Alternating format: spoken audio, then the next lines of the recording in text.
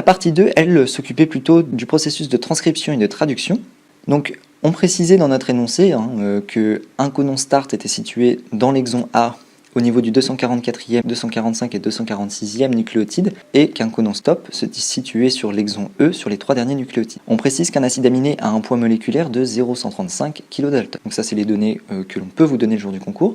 On vous précise également qu'après transcription et traduction, on réalise un Western blot à partir de l'ADN évoqué précédemment. Donc Western blot, il faut évidemment savoir qu'un Western blot, c'est l'étude d'une protéine. Donc là, on va étudier toutes les protéines qui peuvent être produites éventuellement par notre ADN.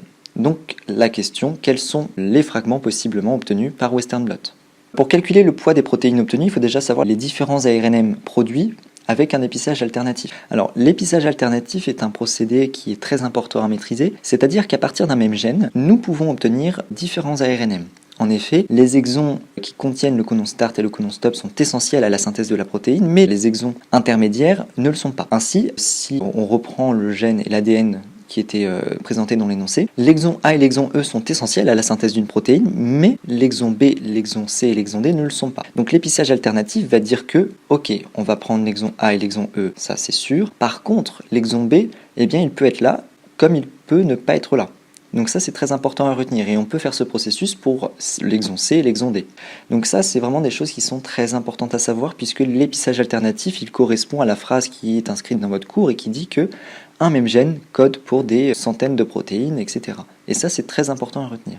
Donc si on reprend notre exercice, eh bien, si on fait les différentes possibilités d'ARNM, eh bien, on voit bien qu'on peut avoir notre ARNM avec tous les exons, donc A, B, C, D, E, mais on peut très bien enlever D, donc ça nous donne A, B, C, E, ou on peut enlever C, ça nous donne ABDE, ou on enlève B, ça nous donne ACDE, ou on peut enlever même C et D, ça nous donne ABE, si on enlève B et D, ça nous donne ACE, et ainsi de suite. Et le plus petit ARNM que l'on peut obtenir, eh bien c'est AE. AE qui en fait peut coder pour une protéine tout à fait fonctionnelle puisque A a le codon start et E le codon stop. Et évidemment la traduction, on le rappelle, demande à l'ARNM d'avoir un codon start puis un codon stop pour arrêter la traduction. Bien, maintenant qu'on a nos 8 ARNM, eh bien il faut calculer leur nombre de paires de bases pour ensuite pouvoir parler de poids moléculaire et de poids protéique. Donc il suffit de reprendre notre énoncé et de voir pour A, B, C, D, E quelles sont la taille des exons et ainsi de suite pour les 8 différents ARNM. Donc on obtient les différentes tailles en base, puisqu'on a des ARNM. Donc pour le premier, on a 1383, peu importe, jusqu'à AE où on obtient 570. Donc là, on peut voir qu'on a une très grande variété de tailles d'ARNM, et donc c'est ainsi qu'on peut vraiment comprendre la diversité et la multitude des protéines produites à partir d'un seul gène, d'un seul ADN. Or, on sait très bien que pour la traduction, votre ARNM va être décodé sous forme de codon. On sait très bien qu'un codon, c'est 3 nucléotides et qu'un codon va donner un acide aminé. Donc en connaissant le nombre de codons, on va savoir le nombre d'acides aminés produites et que va contenir notre protéine. Ainsi, il suffit de diviser par 3 le nombre de paires de bases que l'on avait trouvé précédemment et ensuite on trouve le nombre de codons. Donc ici 380 codons, 287 pour le second ARNM, et ainsi de suite. Donc on trouve l'ensemble de nombre de codons contenus dans chaque ARNM. Sauf que tous les codons ne donnent pas un acide aminé. En effet, le codon start donne une méthionine qui peut être excisée, donc là il y a une légère ambiguïté sur est-ce que la méthionine est enlevée, est-ce qu'elle n'est pas enlevée. On va considérer ici que la méthionine elle sera excisée par une exopeptidase, et que le codon stop, lui, donne évidemment aucun acide aminé, puisque c'est celui qui correspond à l'extrémité COOH de votre protéine, donc l'extrémité carboxyterminale.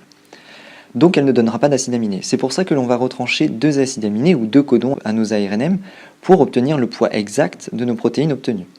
Et puis il faut évidemment se rappeler qu'un acide aminé c'est 0,135 kDa et donc il faudra le multiplier par le nombre d'acides aminés pour obtenir le poids protéique total. C'est pour cela que on a retiré donc évidemment 2 codons, donc on obtient à partir de 378 acides aminés multipliés par 0,135 kDa puisque c'est le poids d'un acide aminé, et on obtient le poids protéique de l'ARNM une fois traduit ABCDE, donc ce sera 51,03 kDa. On utilise ce même raisonnement sur l'ensemble des ARNM que l'on avait trouvé précédemment, qui seront traduits par votre ribosome, et donc on voit très bien voilà, cette diversité de taille protéique issue d'un seul et même gène. Donc voilà, ça c'est vraiment un processus et un procédé d'épissage qui est très important à retenir, c'est de se dire, à partir d'un seul ADN, je peux obtenir une certaine variété de protéines avec des poids protéiques tout à fait différents. Donc là, on voit bien qu'on part de 51,03 kDa et on descend jusqu'à 14,45. Et donc, ça, c'est un processus qui explique cette diversité génétique. Donc voilà, on obtient de très nombreux résultats et de très nombreux, d'une très grande diversité. Voilà, c'est la fin de cet exercice de biologie moléculaire. Donc en espérant que cela a éclairé la manière dont vous voyez maintenant le Southern blot et le Western blot. Si jamais ce n'est pas encore le cas, surtout n'hésitez pas à retravailler ces exercices en lien avec le cours et en lien avec d'autres sources d'informations pour vraiment comprendre l'ensemble des processus qui sont mis en jeu. Bon courage!